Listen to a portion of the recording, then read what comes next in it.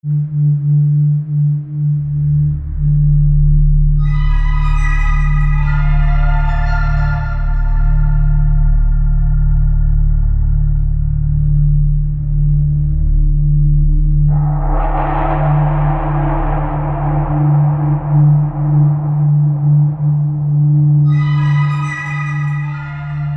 are speaking today on the 23rd of February, which is a day short of the back anniversary of the full-scale invasion. 1 year on, how different is Ukraine, and how different are you as a person? The life of every Ukrainian has changed, whether we want it or not, significantly, and it will never be the same as it was before 21st of February 22. But as a government, I think there's plenty of things that are worth of really mentioning. First is that we remain fully operational and resilient in time of war. So as an institutions and as from the central to local level, and we never stopped delivering on our functions, even for a minute. And it was a very strong signal to all the Ukrainians that even though the full-scale war has started and we are all under bombing and shellings, we do not stop on serving people.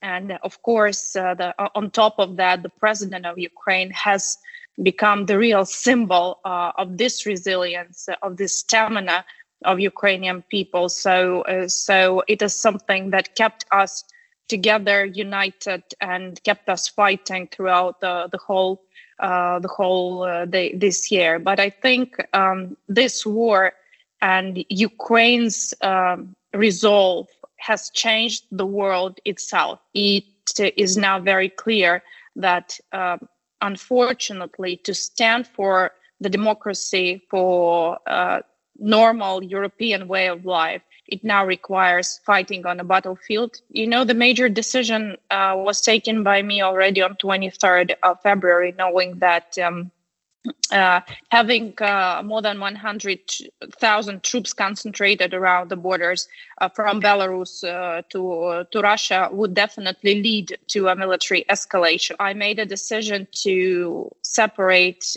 myself from the kids, not to post them under the threat, to ensure security for them. And it was a very hard decision for me. So since that moment, I was only a deputy prime minister who had to serve the country. So it really gave me the internal carte blanche for doing everything I can 24/7. And now, a year after the beginning of the full-scale war, the energy is still there. There's no fatigue, personal or professional. And I think that this is the major personal transformation, that you do not feel anything beyond black and white, and always trying to reach the right side of the history. Has the West gotten the message on the need for faster decisions on military aid? And is Ukraine ready for this new Russian offensive, which is already underway? A permanent exchange of information between military and intelligence services of Ukraine and allied countries. So based on this information, President has been outreaching the leaders to mobilize efforts to speed up and scale up the military support. So these messages were heard. Some of the announcements have already been done over the recent Ramstein meeting. Some of the decisions has followed after President's visit to Brussels, like Sweden, like Belgium, who passed the decisions on additional military support, and of course Germany, which has not only taken the decision, let's say, to provide tanks for Ukraine, but also have taken efforts to speed up this process.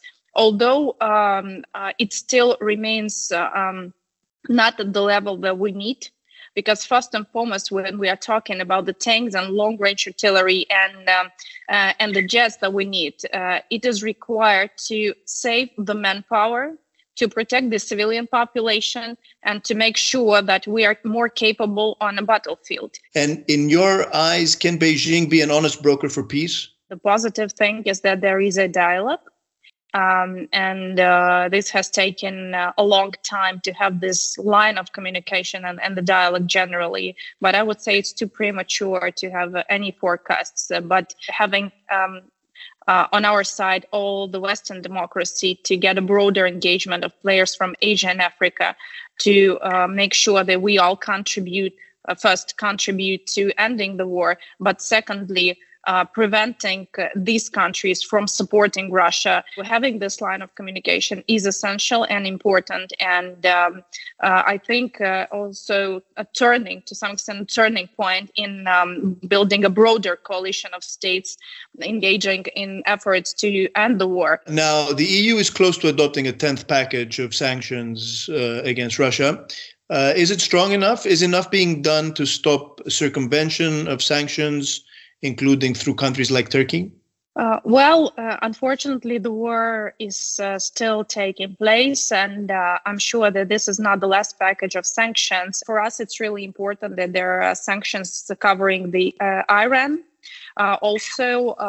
We have taken note of the efforts taken to sanction the middle management of Rosatom, although, of course, we expect that the top management and the branches of this institution will be sanctioned as well over the next packages. We have to understand that the target of sanctions should be increasing the price for Russian companies, for Russian institutions, for Russian economy of this war, but also targeting personally those individuals directly engaged in financing the war, contributing to any kind of war activity. What is important that together with the sanctioning process itself, European Commission is working on this mechanism of circumvention or bypassing sanctions, as you were saying. After a recent EU-Ukraine summit, which has taken place in Ukraine, we agreed to coordinate efforts with our team. You know, we have this Yermak-Makfol group. An area where you are intimately involved is the membership bid of Ukraine for the European Union. I wanted to ask you how Ukraine is progressing in meeting the criteria set by the EU for opening accession negotiations, and whether you're optimistic that you can meet the ambitious goal set by your president of opening negotiations by the end of the year? Well, at this stage, we're at the stage of the assessment. So we have done necessary steps on all 7 political points related to the anti-corruption, rule of law, media, and everything related to the rights and freedoms of people. And now this is the stage of assessment when we expect the assessment from European Commission and further recommendations to be met. In spring, we will have the provisional report, and based on that, whatever depends on Ukraine in terms of delivering on reforms agenda and making pending steps completed, it will be done by the end of the year, definitely. And we hope that this would allow to mobilize necessary political momentum to step up with the accession talks. What sort of coexistence with Russia do you envisage after the war? What would it take for relations to be at some point mended? Because they're always going to be your neighbor. The thing is that Ukraine has never had problems with relations with Russia before, of course, 24th of February and the annexation of Crimea and the war in Donbass. We never had any territorial conflicts or any claims related to political or economic natures. And I don't think that after the war is over and territorial integrity of Ukraine is restored, there will be any additional ambitions towards Russian Federation. But it's really important that how would Russia look after the war is over? And this would depend very much on them. On our side, there are some things which are constantes, I would say. First is the victory of Ukraine. Secondly is the accountability of the Russian Federation and the political and military leadership for the atrocities and the crimes of war.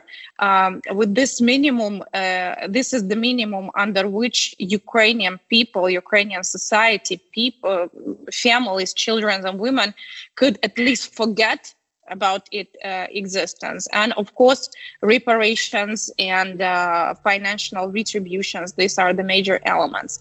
Other than that, regardless the further development of the Russian Federation, Ukraine will keep on building its defense capacity to allow not any kind of appetite for any military aggression.